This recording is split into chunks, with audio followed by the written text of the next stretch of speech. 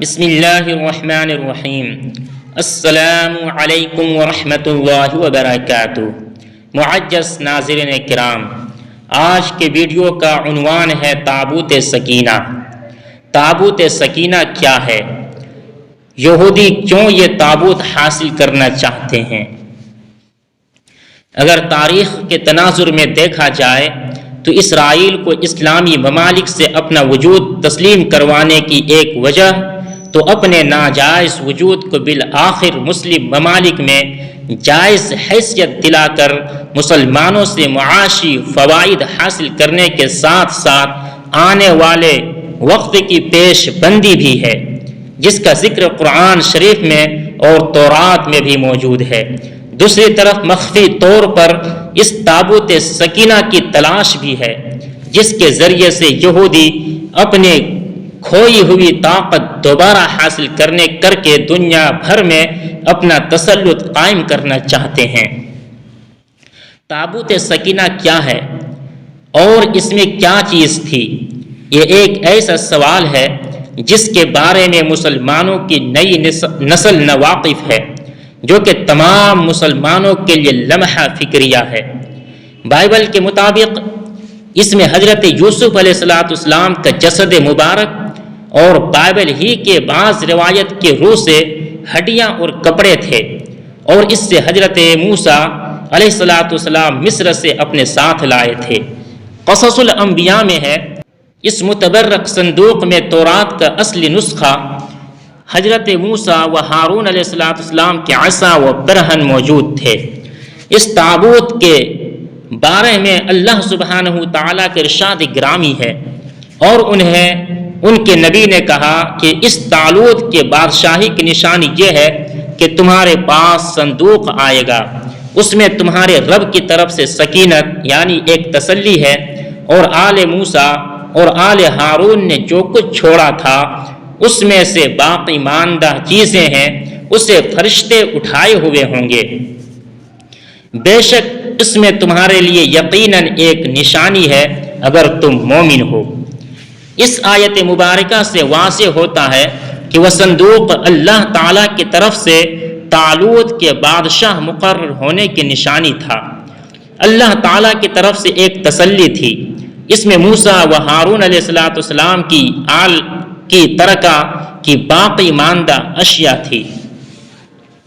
حضرت سیدنا آدم علیہ السلام کے دنیا میں تشریف لانے کے بعد اللہ عز و جل نے انہیں شاد نامی درخت کی مضبوط لکڑی سے بنا ہوا اور سونے کا کام کیا ہوا 3 گز لمبا اور 2 گز چوڑا ایک انوکھا صندوق عطا فرمایا، جو کہ منتقل ہوتا ہوا حضرت سیدنا موسیٰ علیہ السلام تک پہنچا۔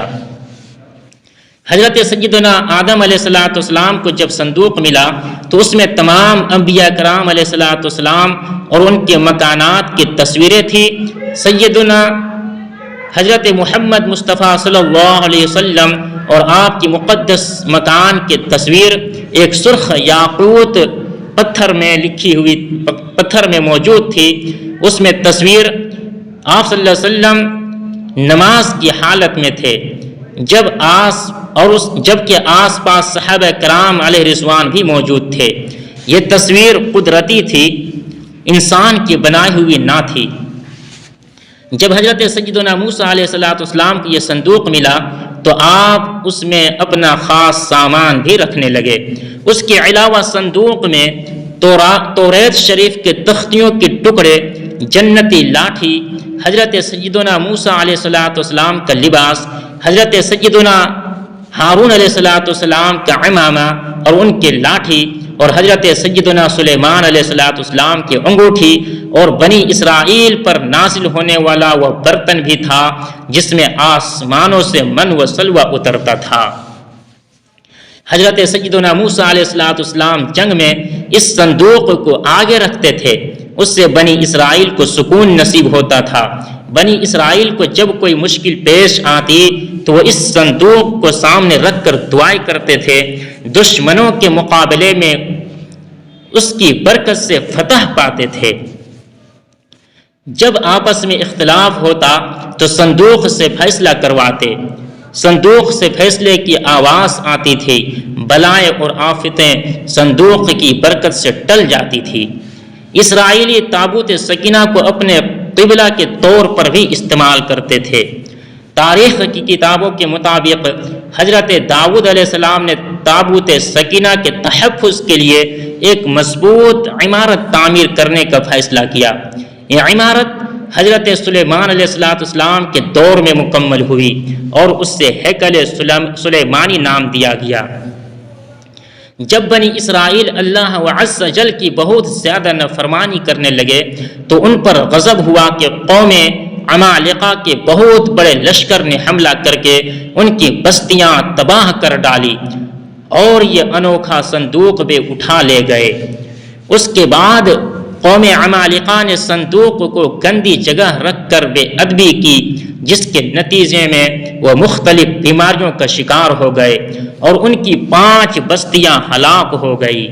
انہیں یقین ہو گیا کہ یہ سب مقدس صندوق کی بے ادبی کا نتیجہ ہے، چنانچہ انہوں نے صندوق ایک بیل گاڑی پر رکھ کر بنی اسرائیل کی بستیوں کی طرف چھوڑ دیا۔ وہ صندوق 4 فرشتوں کی نگرانی میں اس وقت کے نبی حضرت سیدنا شمعیل علیہ السلام تک پہنچا۔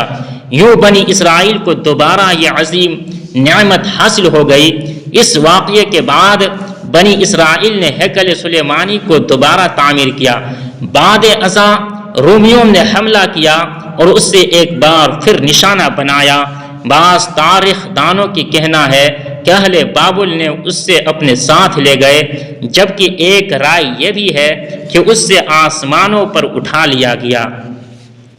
جبکہ یہ بھی کہا جاتا ہے کہ قیامت کے قریب حضرت سیدنا امام مہدی علیہ السلام جب تشریف لائیں گے تو وہ اس صندوق کو فلسطین کے تبریہ نام کے ایک مشہور جھیل سے نکالیں گے، جبکہ ایک قول کے مطابق آپ اسے ترکی کے شہر انطاکیہ کی کسی غار سے نکالیں گے۔ جبکہ حضرت عمر رضی اللہ تعالی عنہ نے اس سرزمین کو فتح کیا تو رومیوں کی کلیسا سے کچھ فاصلے پر دعا فرمائی جہاں مسجد اقصی کی تعمیر کی گئی ہے۔ یہودی دعویٰ کرتے ہیں کہ جس جگہ مسجد اقصی واقع ہے وہاں ان کا معبد تھا۔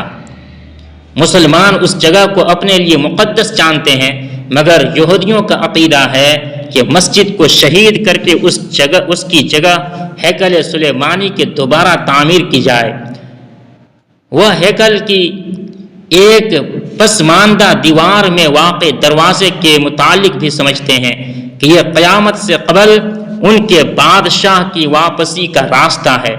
وہ سمجھتے ہیں کہ جب اس دروازے سے ان کا بادشاہ نکلے گا تو اس کے پیچھے تمام مردے اٹھ کھڑے ہوں گے۔